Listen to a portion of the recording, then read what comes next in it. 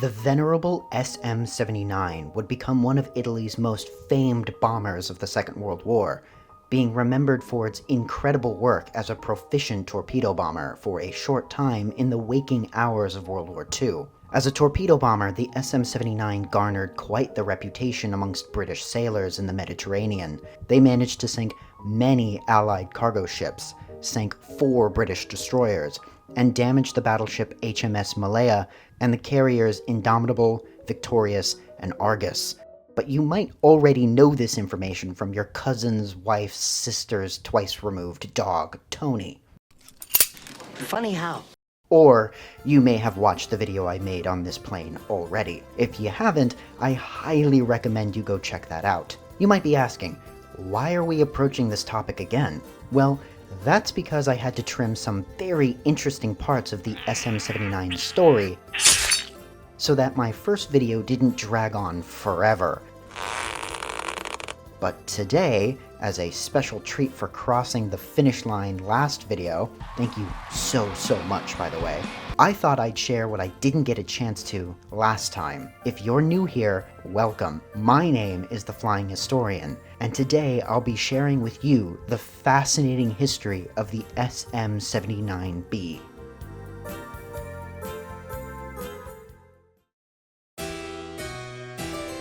Before we get rid of that third engine and dive into some international debacles, let's check in on our boy Marchetti. Just like any of those British dramas your partner or mom watch, Alessandro Marchetti's story begins in a noble family, probably in a really big house. Marchetti would grow up and later enroll at the University of Rome, studying engineering. While studying at the U of R, his fascination for aviation blossomed into a promising future. One of the key moments that may have pushed Marchetti into aviation was, in 1909, witnessing the Wright brothers present their amazing flying machines to Italy. Now, there are a few branching tales when it comes to the start of Marchetti's career as an aviation engineer, like the ending of Lost, though this story probably won't piss as many people off. Some sources say that Marchetti's first experience in the air happened in October of 1910 aboard an early French-built Farman.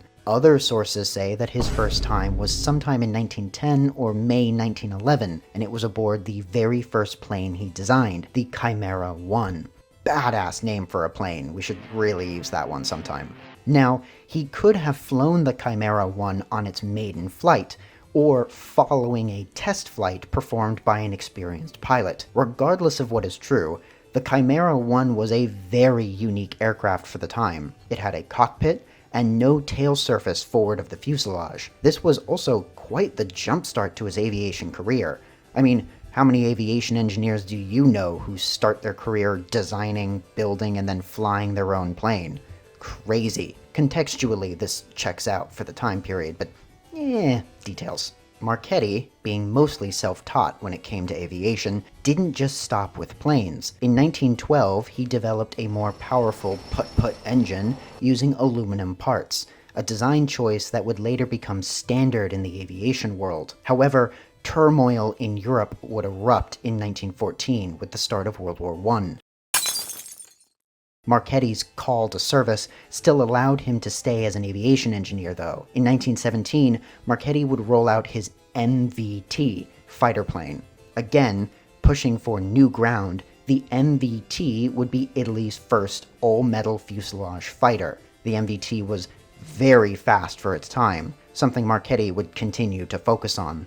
In March of 1920, Marchetti would join a competition being held by the Italian Royal Navy, who sought a vertical takeoff and landing aircraft, what would later be known as a helicopter for those who didn't know already. Marchetti again would be ahead of his time, proposing designs using one of his patented ideas, very basically a cyclic pitch control. The Navy would purchase in part, or promised to pay eventually, Marchetti's designs in October of 1921. Due to the merger of the Navy and Army's aeronautical services, which occurred throughout the early 1920s, Marchetti's designs would never come to be, and in part or full, Marchetti would not be paid. Remember this will be important later. In December of 1921, using some of Daddy's money, I'm sure, Marchetti would become a significant investor into Società Idrovolanti Alta Italia, one of Italy's major aviation manufacturers. Subsequently, this placed Marchetti into the role of co-managing director and the technical director, as the former tech director, Conflenti, resigned to help lead licensed manufacturing of SIAI aircraft in France. Quick side note, so SIAI changed their names a few times starting in the late 1920s and continuing into the 1930s. They went from SIAI to SIAI Savoia to SIAI Savoia Marchetti. Even the letters in the acronym changed, so for simplicity, we will just refer to them as SIAI. Okay, perfect. At first, only minor changes were made by Marchetti. Aircraft built would now bear the designation of Savoia Marchetti, Savoia being the former name of the town where the aircraft were built, and Marchetti for obvious reasons. This would be followed by S, and then the project number, which also changed. The new starting point was 50. After this, Marchetti got right to work. With Italy being located smack dab in the Mediterranean, seaplanes were all the rage in the area. Much of SIAI's 1920s catalog was filled with seaplanes. Marchetti started small, improving the MBT and converting it into a seaplane. The S-50 was developed in the summer of 1922, with the intention of having it race. Before the date of the race, the S-50 crashed during a flight test.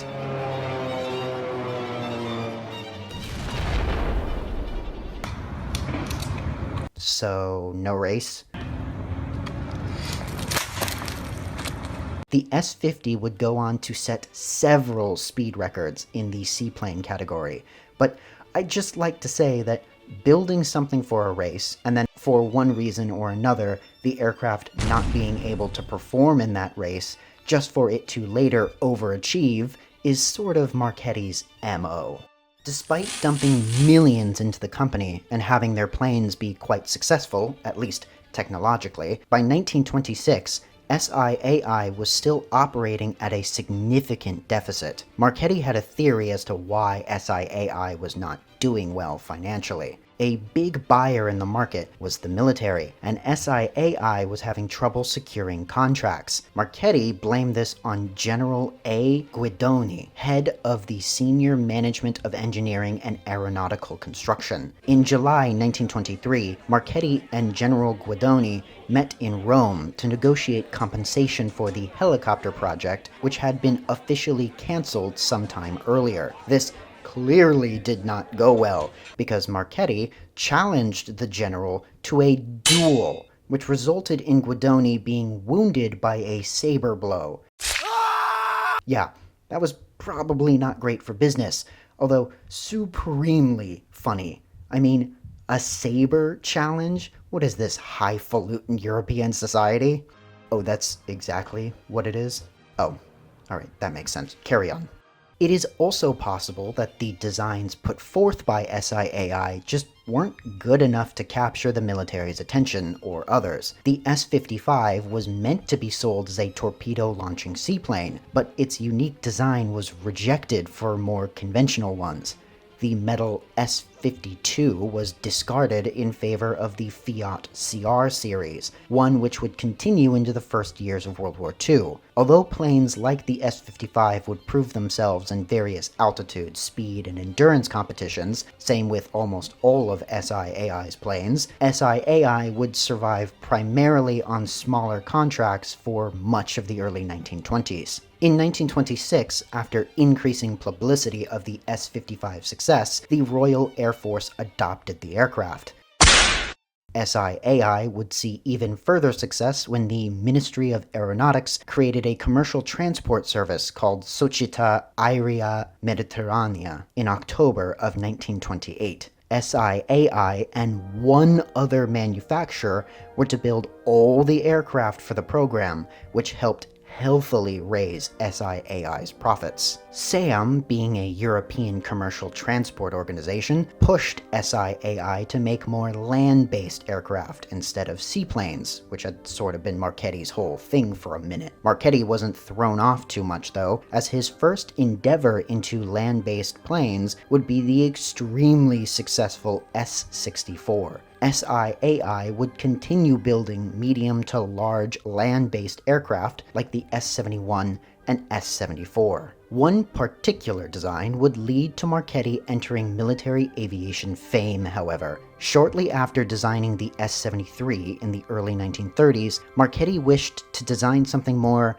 aerodynamic, speedier. Like always, Marchetti hoped to have this new aircraft available to participate in the very prestigious Mack-Robertson Air Race from London, England to Melbourne, Australia, which was being held in October of 1934. But like most of his planes that had similar goals, it wasn't ready in time.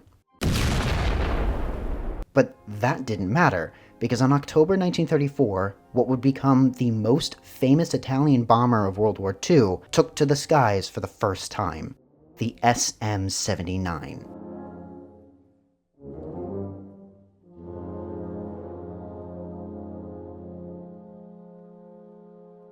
Real fast, just like how the SM-79 used roughly 20 million different types of engines, it also had a bunch of names. In this video, I'll be using the more modern nomenclature of SM-79. Hopefully not too many of the plane nerds will get upset with me in the comments for this. I'm trying to make it simple for everyone. Unlike what was often the plan with Germany's commercial aircraft,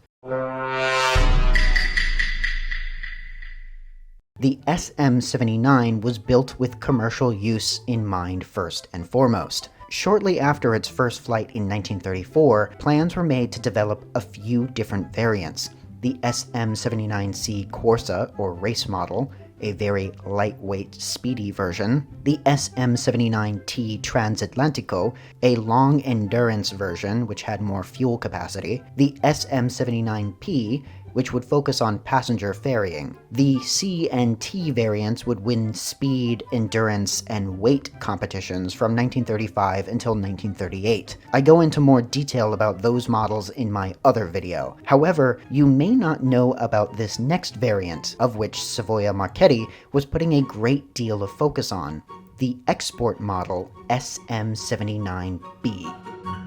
The SM-79B was another variant just like the C and T models, and could be easily distinguished by this very convenient labeling found on the engines, and the fact that it only had two of them. The nose section, which typically was taken up by another engine, instead had been replaced with a glazed nose section. The SM-79B was derived from the SM-79-1 model, and first flew in 1936, 2 years after the base model. There were only a few significant changes compared with the SM-79-1. The hunchback was modified slightly. This modification wouldn't do much beyond situating the pilot higher and further forward, giving more visibility out of the cockpit. The aircraft was also advertised with a trainable 12.7mm Beretta Safat machine gun in the nose area, though this wasn't standard, as we will see. The 1936 SM-79B prototype was powered by two 1,030 horsepower Fiat A80 RC41 18-cylinder 2-row radial engines and could achieve speeds of 255 miles per hour at 15,000 feet and 225 miles per hour at sea level. The SM-79B initially started as an export version of the commercial model, of course with some major changes, though this didn't work out well. You see, at the time, twin-engine designs were seen as too risky by many in the early passenger airline business. Companies saw them as a liability if something were to ever go wrong, and many passengers were wary about flying in one. Having only two engines meant that it could be significantly harder to safely land if one of the engines failed. This weighed heavy on the minds of those looking to make money off of the aircraft, and those who would potentially fly in it. Even the Regia Aeronautica preferred the 3-engine design, though their logic was based more on optimism. They believed that the 3 engines increased the aircraft's ability to return to base safely, even if one of the engines had been damaged. At the speeds expected, military leaders also did not believe frontal attacks from fighters would be much of an issue, plus the addition of a forward-firing gun, in their minds, further negated any potential fiery problems. Like I said, optimistic. Despite the initial disapproval from the commercial market, as well as the Italian military, Savoia Marchetti would continue to play with the design. One example of this can be seen here, where they tested a modified twin-tail surface. However, Savoia Marchetti would not have to wait long to find the right market. Most other aviation designers saw twin-engine designs for medium bombers to be the future. This budding status quo convinced Savoia Marchetti to continue their work on their twin-engine version of the SM-79.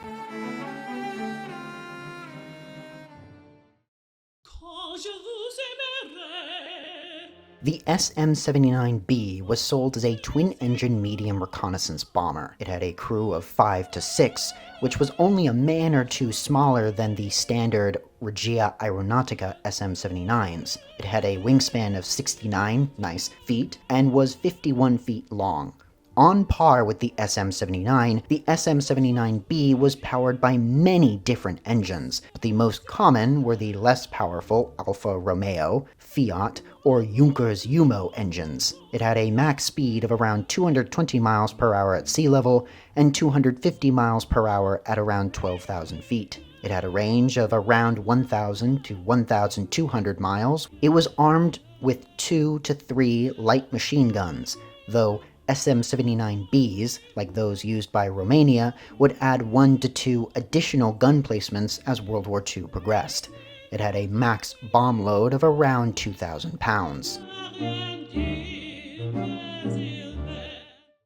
Starting in 1936, Savoia Marchetti began to sell their design to foreign nations' air forces, hoping to beat out other competitors trying to sell their twin-engine designs. The SM-79B was demonstrated extensively for the air forces of Argentina, Belgium, Brazil, China, Czechoslovakia, Finland, Iraq, Romania, Russia, Spain, Turkey, and Yugoslavia. The aircraft did very well everywhere it was taken, but did not sell well. One supposedly true story sums up why that may have been the case. Reportedly, when demonstrating for the Argentinian government, who were holding a competition to see who would get to replace their aging medium bombers, the SM-79B's maneuverability came into question. A very irritated Italian pilot promptly took off, sped up, and executed 4 full loops back to back. The SM-79B would go on to win the contest. However, Argentina went with the American Martin 139W, as they were afraid that if Europe went to war, supplies for their bombers would become very difficult to procure. I guess they were right on that one. I'm sorry, but I want to quickly go back a sec. I've seen many ugly planes in my time, but the B-10 is by far one of the most disturbing, are you hurt, he needs some milk looking planes I have ever seen. Ugh. Anyway, some nations were not just swayed by the performance of the SM-79B, but also went on to purchase some for themselves.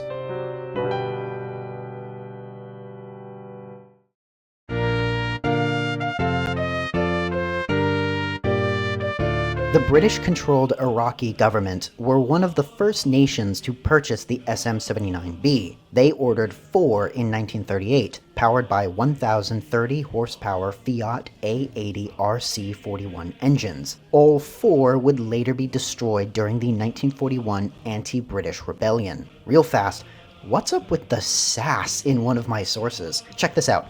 Quote, all were finally destroyed during the anti-British insurgency in Iraq. Like, damn, what do you mean by finally? Finally, someone destroyed those annoying-ass Italian planes. Ugh, they just, I don't know, the color, something, I don't know. What a choice of words.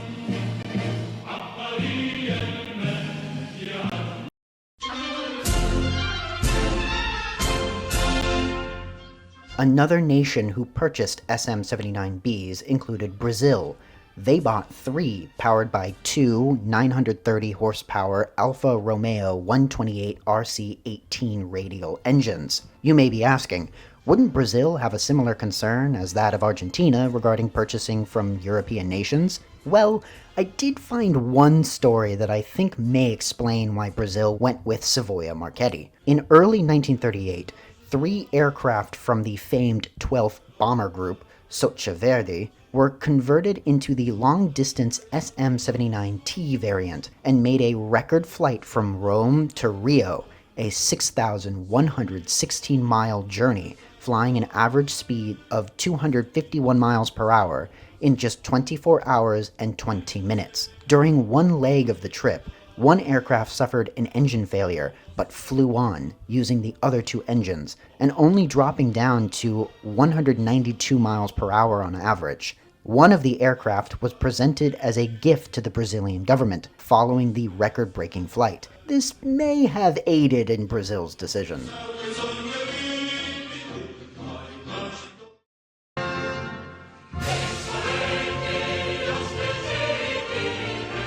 Now, Yugoslavia is a bit of a special case. See, they did fly the SM-79B, at least test fly 1 or 2, but they said that they didn't like the handling or the cockpit layout. Instead, they preferred the 3-engine design of the SM-79-1. Yugoslavia would purchase 45 SM-79-1s, redesignating them the SM-79K. Some pilots still complained about the handling, though. I find this strange, since Italian pilots ranted and raved about how good the handling was for the SM-79, but whatever. Get denationed or something, scrubs. Yugoslavia had a tough time in World War II, and by 1941, most of their SM-79K fleet had been destroyed by the Germans and Italians. What little remained was sent to the Croatian Air Force.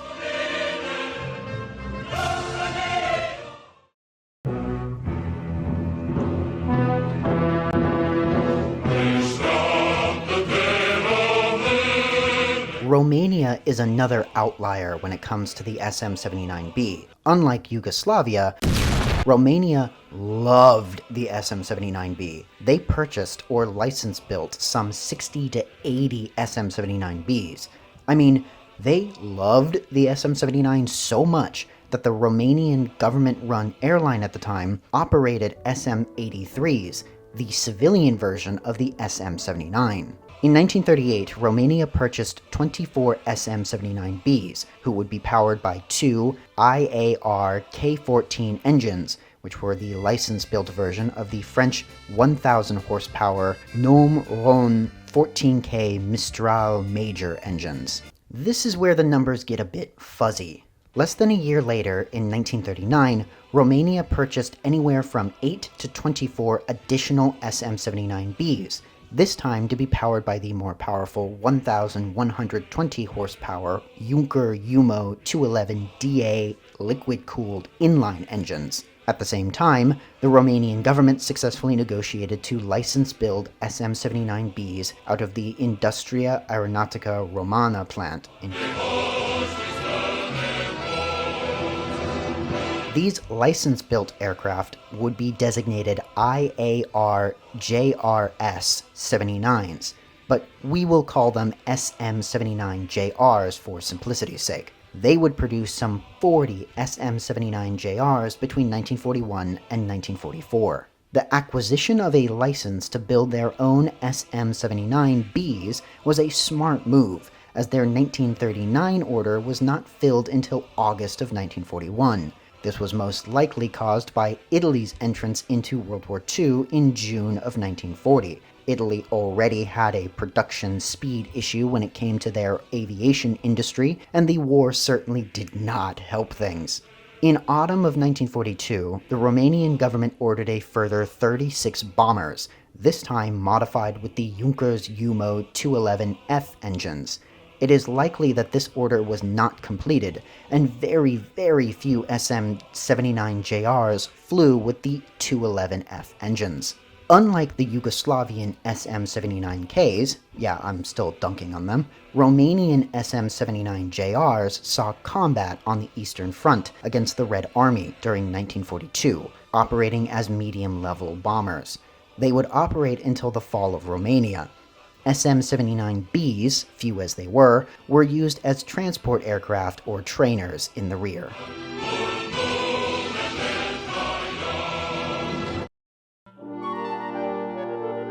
Romania used their SM-79Bs as transports and medium bombers. However, our modern understanding of the SM-79JR isn't necessarily the whole story. There were several variants used. There were the SM-79Bs, the initial aircraft purchased from Savoia Marchetti, then the JIS-79Bs, which were purchased from Savoia Marchetti and were powered by the Junkers Umo engines, JIS standing for Junkers Italia Savoia. Then you had the IAR-79 or IAR-JRS-79B, the Romanian license-built SM-79Bs, using the Junkers Umo engines, JRS standing for Junkers Romania Savoia. Finally, you have the IAR-JRS 79B1, which were those built using the 1400 horsepower 211F engines.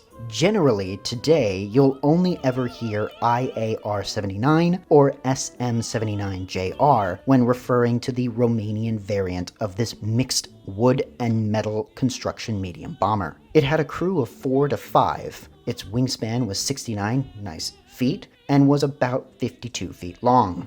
It was powered by two 1,120 horsepower Junkers Umo 211DA 12-cylinder inverted V engines. It had a max speed of 276 miles per hour at 16,405 feet, a climb rate of around 19 feet a second, and a service ceiling of 24,280 feet. Fully loaded, the aircraft had a range of around 960 to a little over 1,000 miles. It was armed with one 13mm fixed forward-firing machine gun above the cockpit, one trainable 13mm rearward-firing machine gun in the dorsal position, one 13mm trainable rearward-firing machine gun in the ventral position, one machine gun was sometimes added to the nose position, and one 7.92mm machine gun in either of the two beam positions was also added later in the war. It had an internal bomb load of around 2,000 pounds. The SM-79B did not have as storied of a service life as its sister plane, the SM-79. Limited production made it impossible to have any more than a footnote in the pages of history, but its impressive nature still let it be remembered fondly by many. It still managed to break the glass ceiling and join other famous early twin-engine medium bomber designs of the time, and can be used as another example of that design being the future. The SM-79B still shared many of the same flaws as the SM-79 though, only exacerbated by the lack of a third engine. We have discussed the lack of production, but the rapid pace of aviation technological advancement in World War II meant that the SM-79B was outpaced even faster than the SM-79. Its speed was lacking. Its defensive armament was lacking.